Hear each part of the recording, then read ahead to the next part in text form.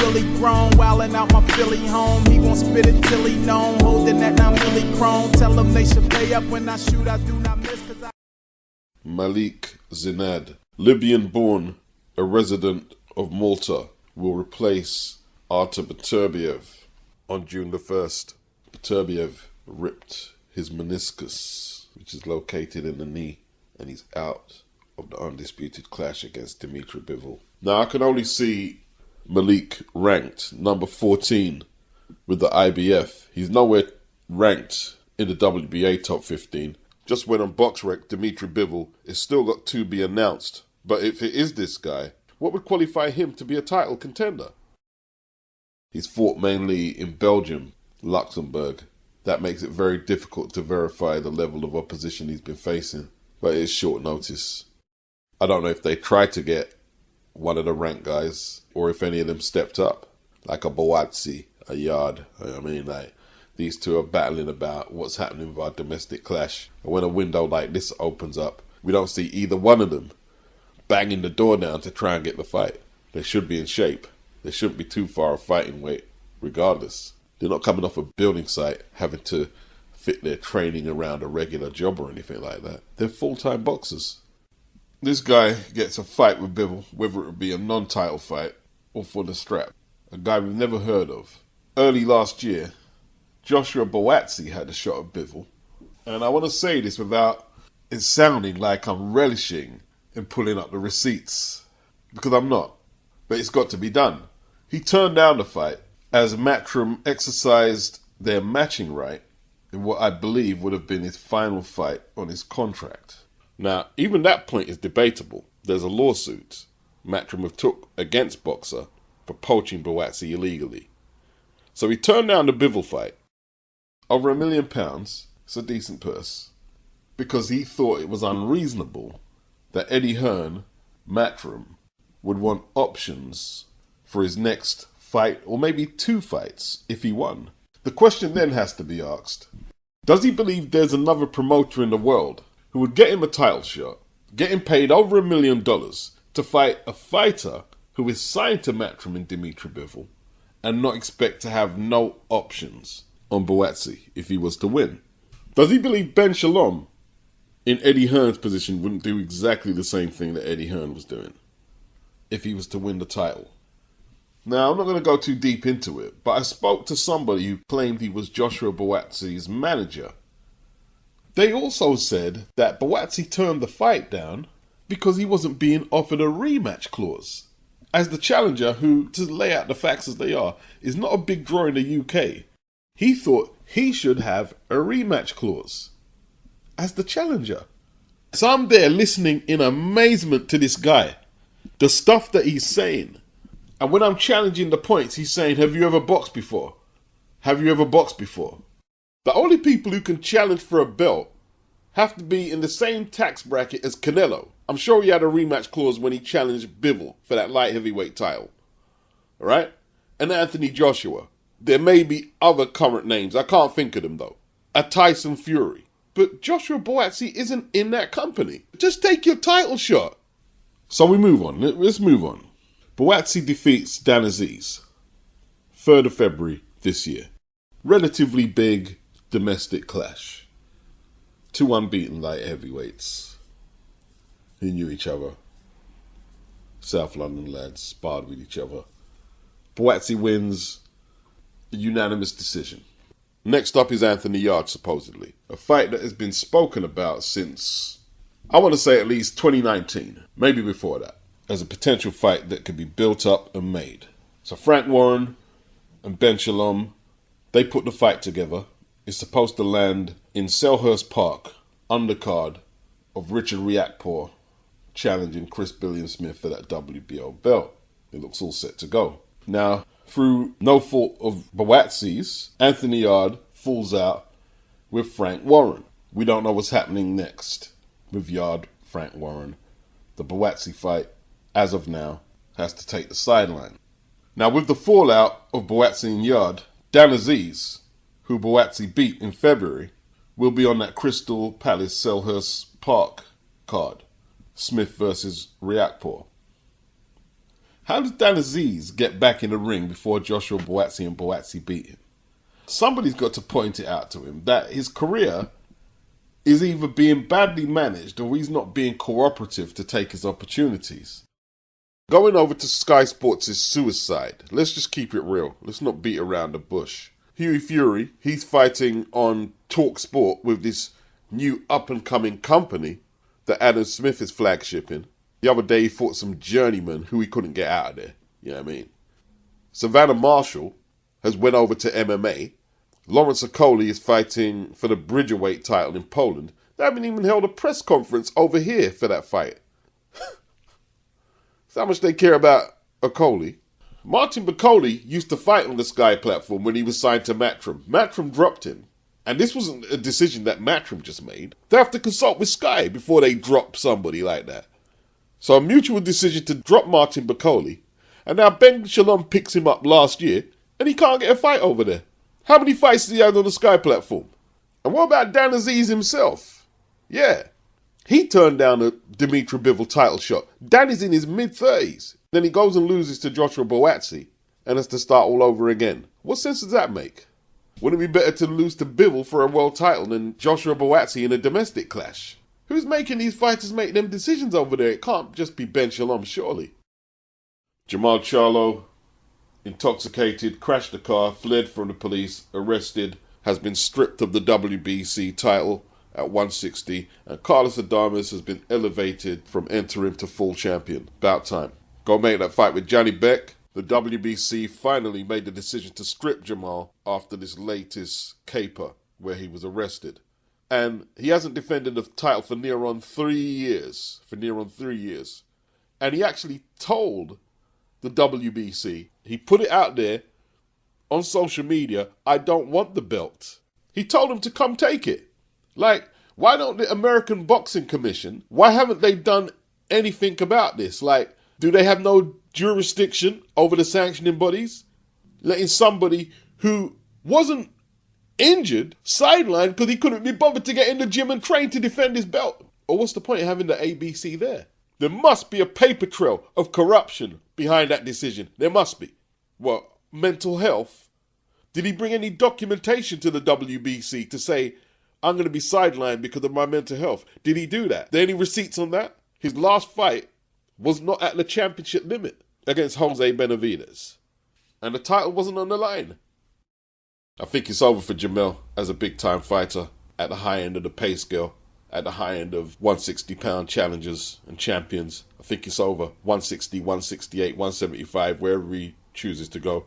I have a feeling he'll be back in the ring. He said he was getting the next Canelo fight. Based on what will he be getting a Canelo fight? Canelo can't fight that guy there. On what grounds? He's not a champion no more, so he can't use his status from being a 160-pound champion to automatically get a shot at 168. He's had one fight in the last 3 years. Canelo's going to fight that guy for the undisputed super middleweight title. You're finished. That Caleb Plant fight might be available for Jermall. He shouldn't want that fight after Caleb boxed him in his face like that. In all truth, I would prefer to see Caleb Plant fight Edgar Berlanga. That's a better fight to me. They were going at it at a recent DAZN card. As of now, Jermall may have bigger issues than worrying about getting back in the ring. His life looks messy right now. It looks messy. But Carlos Adames, full champion. Johnny Beck said he's not going to fight Carlos Adames as he wasn't a champion. He was interim champion. Well, he's been elevated to full champion. Let's see who wants to smoke. Danny Garcia is 36 years of age, former unified light welterweight champion and WBC world welterweight champion. 4 fights in 6 years on the PBC. 4 fights. Another PBC case file for involuntary inactivity. His current record is 37-3, 21 inside the distance, never been dropped, never been stopped. And he has been asking for fights. He tried to fight Conor Benn. He was supposed to fight Erislandy Lara. It looks like he's had enough with it all. He started his own promotional outlet named Swift Promotions. I don't know if he's signed up any fighters, but he'll probably be promoting his own fights on Swift Promotions, especially with the collapse of the Erislandy Lara fight, which would have been for the WBA 160-pound title that Lara currently holds. At 36, no one's really banging on the door to sign up Danny right now. He's past his best, isn't he? Pretty sad, man. He turned down fights with Terence Crawford to fight for Crawford's WBO title. Priced himself out. Danny seems like he's been around forever at 36. He's a true PBC fighter. He came from Golden Boy to when they set up in 2015. He fought in the PBC's best division they've produced, the welterweight division. He fought all the major names there. Thurman, Porter, Spence. Didn't win none of them fights. Beat the likes of Guerrero, Paulie Malignaggi. Had the excellent win at 140 before the PBC against Batiste. That made him unified champion that fight. At 36, I'm sure he's got some other sideline hustles. But for the last 15 years or so, boxing would have been the mainstream of income for someone like Danny Garcia. But when the PBC haven't got no dates, there's no major names out there looking to fight him, he's left with alternatives like this, starting his own promotion company. We wish him the best. We wish him the best. There must be some young talent in Philly, and if he's got some backers with some money and they're prepared to grind from grassroots level, but that all depends. Is he making swift promotions to promote some of his fights, or has he got a long-term plan to develop the grassroots talent out there? Nothing came of that lawsuit that Crawford filed on top-ranked Bob Arum, who've parted ways for a number of years now. But Bob said he'd still be open to working with Terence if they had a fight that interested Terence, that interested them. He doesn't hold no animosity. That's nice, Bob, but, Terence is rolling with the Saudis. Al Sheikh, to be exact. And he ain't looking back. It is what it is. Like, the amount of money Bob would have to pay Terence from what he was paying him on Top Rank kind of breaks the strict wage structure he has for most of his fighters on there currently. So I don't see that happening. Denzel Bentley lost in what was a surprise to me last year against Nathan Heaney, who outpointed Denzel and took Denzel's British middleweight title in the process. Heaney used his hand speed and foot speed, which I didn't know he possessed like that, and boxed the right fight on the night and got a majority decision. Denzel, South London lad, 29 years of age. He's 18-3-1. High knockout percentage actually, 15 inside the distance. He takes on Danny Dignum, an Essex lad, 32 years of age, 16-1-1. 9 inside the distance. His only loss was to Johnny Beck, unified world middleweight champion. He was blitzed in 2 rounds. Denzel took Johnny Beck the distance and gave a credible performance. Danny's not a bad fighter, but in his 2 fights since the Johnny Beck loss, I haven't seen the fights, haven't heard anything to suggest that he's improved since the Johnny Beck fight. And unless Denzel has really fallen off, it's a fight Denzel should win. Denzel said his son was just born when he fought Nathan Heaney. He was born prematurely, and he was still in hospital, and that weighed on Denzel's mind, because he had to kind of focus in on the fight and wait till the fight was over until he could turn his attentions fully on his son. Hopefully his son is okay, and hopefully he's locked in on Danny Dignum and there are no distractions. Because while I'm not going to say his career is over, if he loses this one, it all depends on what level he wants to continue fighting at. And Danny himself, if he loses this one at 32 years of age, where is there really to go? It's a crunch fight for both men. Dignum's only lost the 1 fight to Johnny Beck, so he'll likely have a lot of aspirations to push on and use Denzel as a stepping stone. On the 6th of May, Ryan has requested the B sample be tested, and they said, was it the 18th of May? It should be done by. Now, it said the Nandrolone was not confirmed as something he popped for in this test here. So a lot of people are saying he's cleared of Nandrolone. Okay, that's what they're saying, If that's the case, it probably won't come up in the B sample. But OSTARINE, some people are saying that he's cleared of that violation. He tested positive twice for that. How is that clear? And it doesn't matter what level he has in there, it's strict liability. Now, getting the Nandrolone one dropped, if that's the case, that's good. That would be easy to damage control. Still got to account for the 2 failed tests for OSTARINE. The whole, he didn't have a lot in his system. Well, there's cycling off, there's microdosing, there's all that to rebuttal that. The burden of proof is on Ryan to prove that he took some supplement unknowingly that had OSTARINE in it. And if he can do that, then it would only be fair to review his guilt or innocence.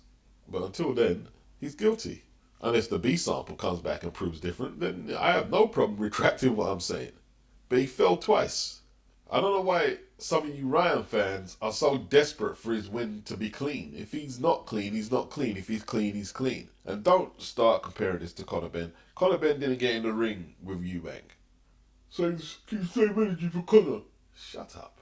Conor didn't fight Eubank, although Eubank was going to fight Conor even though he knew what was going on. He was going to fight him until the British Boxing Board shut it down. There's also not the jurisdiction topic that Conor had. And you know what's really funny? Is all these people talking about Conor and Eddie. Well, perhaps if Eddie Hearn wasn't stupid enough to put 2 layers of testing on MATCHROOM fighters in the UK, right? When the British Boxing Board and Control have made no requirement for VADA testing necessary, just UCAD. And that's what popped Conor Benn, is 2 layers of testing, which no American promotion and no other British outlet uses. Only Eddie Hearn. But yet you got all this talk about Eddie Hearn facilitates cheaters. These people are knowledgeable, man, I'm telling you. And with that, I'm gone. Ghost, peace, sayonara. Yeah, yeah, I'ma go right in. It's my lane right here. Learn my lessons before I was really grown. Wildin' out my Philly home. He gon' spit it till he known. Holding that 9 milli chrome. Tell them they should pay up when I shoot. I do not miss cause I get closer than the layup. If it's paper, I stay up. She just talking so I'm nodding. Got some enemies. They say they looking for me like I'm hiding. I let destiny decide when and where we should collide. All that other shit just fucks with my pride. I survived when I was supposed to die. Ain't no cushion for the fall. I must be supposed to fly. That's when I feel close to God. What's the point of being free if you never spread your wings? I just wanna float around, wanna sample everything. See, I never had a thing, but those who had everything put them under pressure. They could lose it, and I bet he sing. Feel like I'm already king, ruler of my own mind. Talk is cheap. She want me to tap it like a phone line. I got better shit to do. They don't handle rejection too well. She look pitiful. Wonder what that last nigga put her through. I'm like the epitome of coming back.